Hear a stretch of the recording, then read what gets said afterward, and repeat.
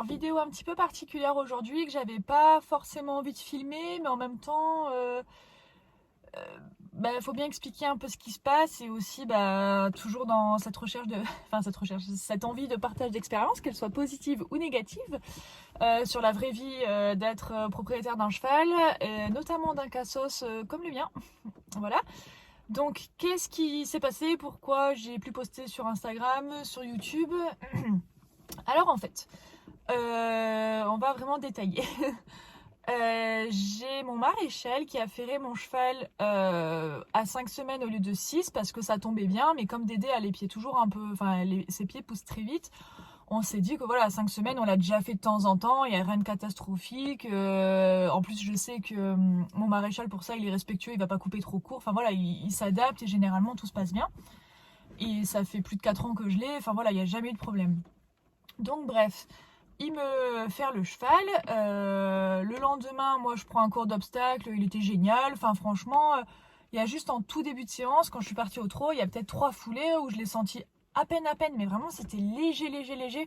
Irrégulier au trot, sur l'antérieur droit. Mais voilà, ça a duré même pas 3 foulées. Je dis, oh bon, peut-être que c'est au démarrage des fois. Enfin voilà, ça reste un être vivant, quoi.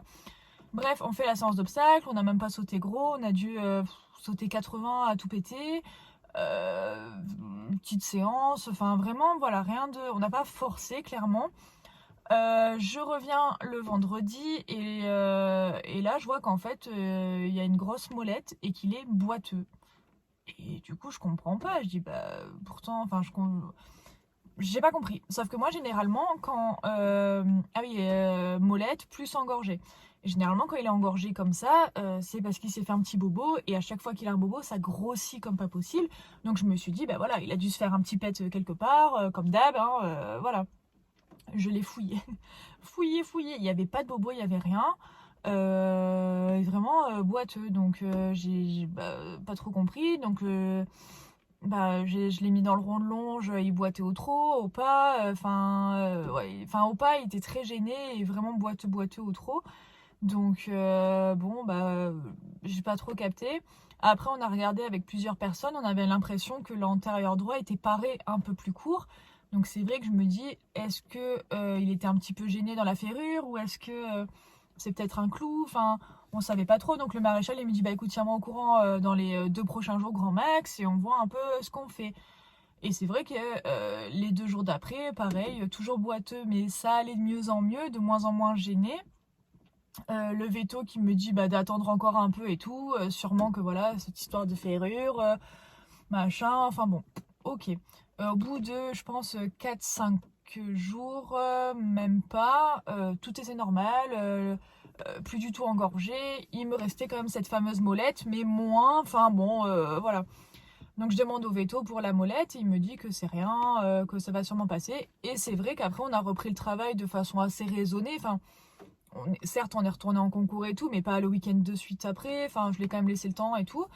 Et c'est vrai qu'il y avait toujours cette fameuse molette qui est restée, mais plus la ferrure avançait et plus la molette était moindre. Donc je me suis dit, voilà, ça doit être cette histoire de pied un peu trop serré. De toute façon, en plus, un pied trop serré, qu'est-ce que tu veux faire à part attendre que ça repousse? Enfin bon. Donc, donc voilà, on était resté là-dessus. Ensuite, bien que la molette restait quelque part dans le coin de ma tête, mon maréchal est revenu pour le ferrer à 6 semaines, donc de façon classique. Là, j'ai vu que les 2 pieds étaient bien de la même taille, même si, comme je vous dis, la précédente ferrure, franchement, ça se voyait. Fallait vraiment poser l'œil dessus, machin.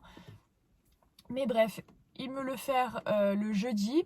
Le vendredi, je prends cours de dressage. Le cheval n'était pas du tout gêné, nickel, tout va bien. Et là, le samedi matin, j'avais préparé toutes mes affaires pour le concours. Samedi matin, 8h15, j'arrive à son paddock. Et là, la molette énorme. J'ai dit, mais attends, j'ai pas compris. Alors, il boitait pas du tout, hein, je l'ai mis dans le rond de longe et tout, il boitait pas du tout, rien. Mais j'ai pas voulu partir en concours comme ça. En fait, moi, la santé de mon cheval, elle passera avant tout. Et là, de partir sur encore une fois, partir, parce que sur la première ferrure, je suis quand même partie en concours, mais c'était pas de suite après, c'était genre 2-3 semaines après, donc ça va. Et là, la molette énorme, 2 jours après la ferrure, enfin, c'était une coïncidence pour moi que non. Enfin, et j'ai pas voulu forcer dessus parce que je me dis autant c'est une molette mais qui cache quelque chose derrière. Enfin, j'en sais rien. Donc ça, il y avait, j'avais plus d'1 heure de route.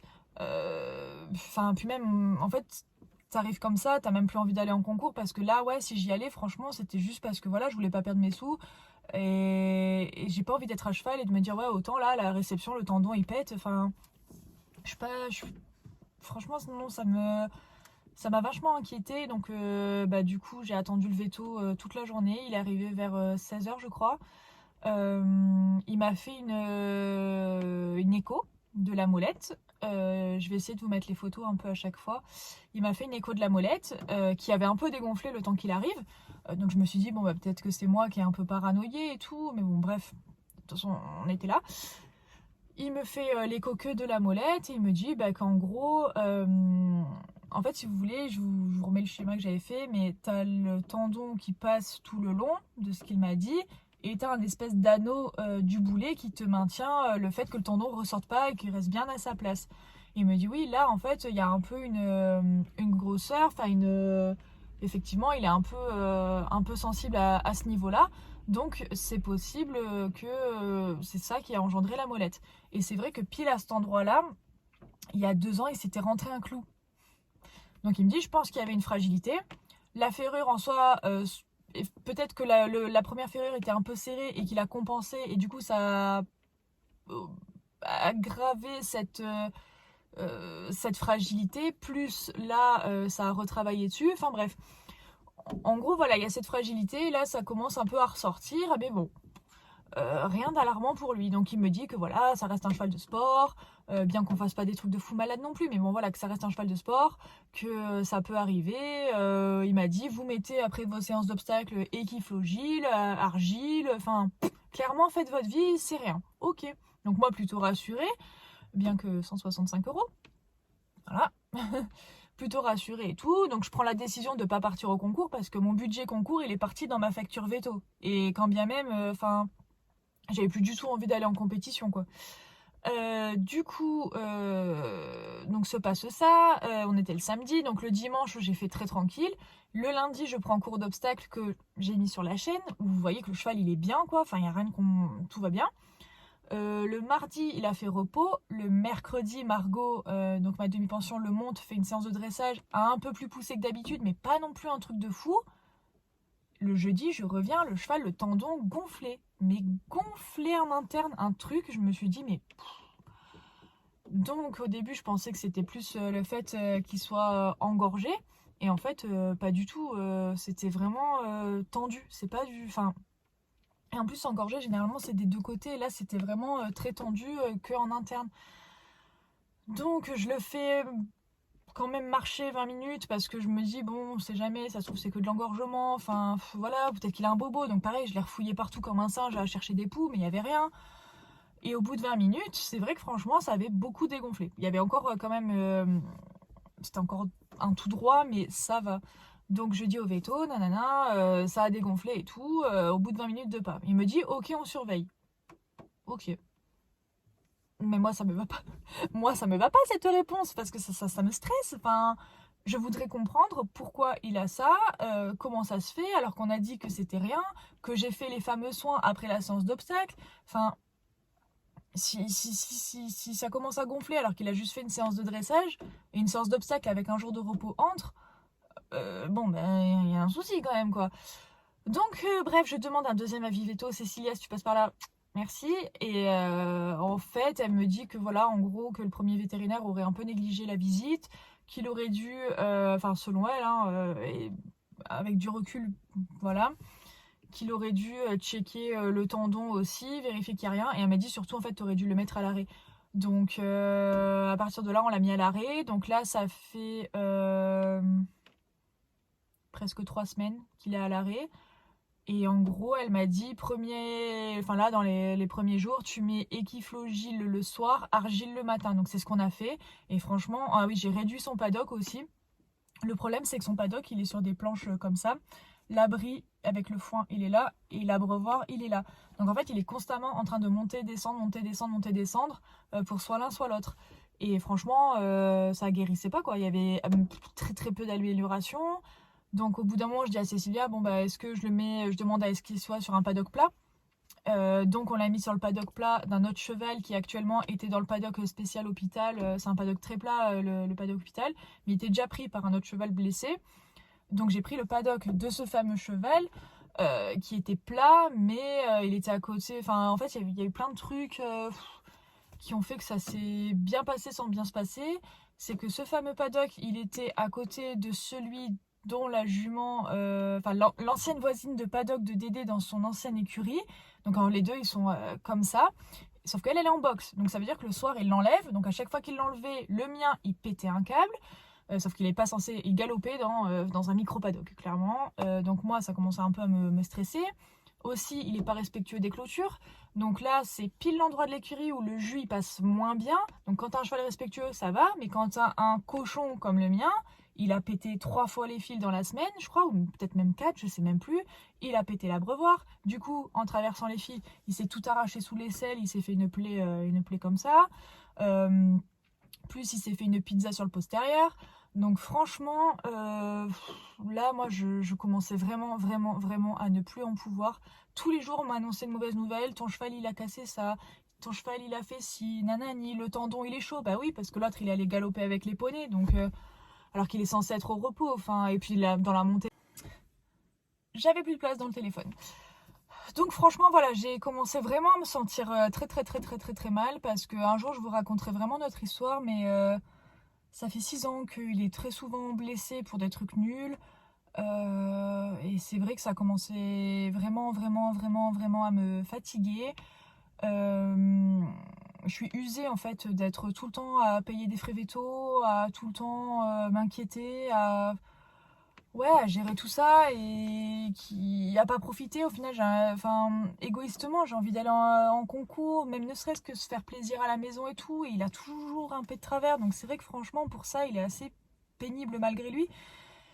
Mais bref, je l'ai choisi, hein, je l'aime, c'est comme ça et je le lâcherai pas. Hein, mais c'est vrai que là, ça faisait beaucoup, beaucoup, beaucoup d'accumulation pour moi. Il y a eu du perso aussi à côté que je peux pas raconter, mais que bon, bah pareil, ça faisait beaucoup, beaucoup, beaucoup, beaucoup à accumuler mis bout à bout. En fait, là, j'ai vraiment traversé une période pas facile. Donc, c'est vrai que là, ouais, c'était pas évident. Le seul point positif dans toutes ces escapades et tout, là, enfin, tout ce bordel qu'il a fait, c'est que d'avoir été passé en paddock plat, ça allait carrément mieux. Genre vraiment le tendon, il y a une progression plus, donc vraiment trop trop bien. Là, il y a eu un jour où il a recassé le parc où ma coach a dit bon bah c'est bon, l'autre cheval il va mieux, donc on inverse. Donc là maintenant le mien il est au paddock hôpital comme vous allez le voir dans la prochaine vidéo. Le fameux paddock hôpital où là il y a de la vie autour, voilà, c'est un peu mieux barricadé et surtout il y a l'électricité qui pète bien. Donc voilà, là il peut que respecter les clôtures et c'est bien plat, il est sous surveillance. Donc voilà, il est quand même relativement sage. Il y a juste eu 2 jours parce qu'il y a les cours devant lui, le rond de longe. Donc quand les gens ils lâchent leurs chevaux et que leurs chevaux ils font les zouaves, ce qui est normal, hein, le mien ça lui monte un peu parce que déjà de base quand il est sorti tous les jours, il a vachement besoin d'extérioriser et tout. Enfin, lui, ses jours de repos, c'est galoper et faire le cabri, quoi. Alors que moi, mes jours de repos, je me repose. Mais voilà, il y a vachement ce truc-là. Il est rempli d'énergie, quoi. Il a vachement besoin de sortir. Pourtant, il vit en paddock H24, hein, mais bon, voilà, il est comme ça, je le sais, hein. Donc voilà, là le tendon, je dirais que ça fait une bonne semaine qu'il est clean. Pour moi, il est vraiment très très clean. Voilà, on revoit bien les sillons et tout, de l'os. Enfin, c'est vraiment très très très très bien. Donc j'ai bon espoir. J'attends que le veto arrive jeudi. Donc là, on est lundi quand je filme la vidéo. Donc d'ici quelques jours, j'en saurai un peu plus si on peut reprendre le travail ou pas. Je l'ai remonté une demi-heure au pas et 5 minutes de trop. Donc moi, je me suis dit, malheur, j'ai peur qu'il me monte en l'air. Bah franchement, non, il a été super correct et tout. Bon, vers la fin des 5 minutes, ça commençait un peu à le titiller.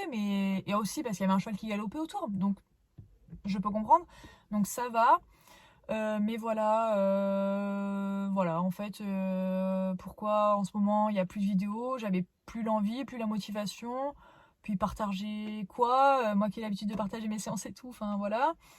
Donc ouais, c'était un peu compliqué. Je croise vraiment très fort les doigts pour que jeudi ça aille mieux. Enfin, que le veto me donne le feu vert pour reprendre. Après, j'ai plus d'objectifs, hein, qu'on se le dise là pour la saison de concours et tout. J'en avais, mais c'est foutu en l'air et c'est pas grave. La priorité, c'est mon cheval et ce sera toujours mon cheval, sa santé. Hein, de toute façon, j'ai pas le choix. Alors, à chaque fois, il me rappelle alors, il me coupe mes saisons de concours. Donc, bon, j'ai pas le choix et il y en aura d'autres. Hein, mais c'est vrai que ouais, ça a pas été évident. Donc voilà, vous savez tout, j'ai peut-être oublié des détails, mais globalement c'est ça l'histoire et c'est déjà bien assez long. Je sais pas encore, là j'ai déjà filmé une autre vidéo pour la semaine prochaine, donc ça va être cool, je vais monter le cheval de ma coach, enfin j'ai monté le cheval de ma coach, donc c'est assez sympa. Et après, je sais pas trop pour la suite. Je vais voir en fonction de lui ce qu'on peut faire, ce qu'on peut pas faire. J'ai des idées pour des vidéos en face cam aussi, ça peut être sympa. Dites-moi si ça pourrait vous plaire. Voilà, ou si vous avez des idées ou des choses comme ça. Et puis voilà, j'espère que ça vous aura intéressé quand même. Et je vous tiens au courant pour la suite. En tout cas, merci parce que sur Instagram, j'ai reçu énormément de messages. Enfin, vraiment trop gentil. Je m'attendais pas à tout ça. Enfin, ça m'a fait un peu de bien, un peu de réconfort.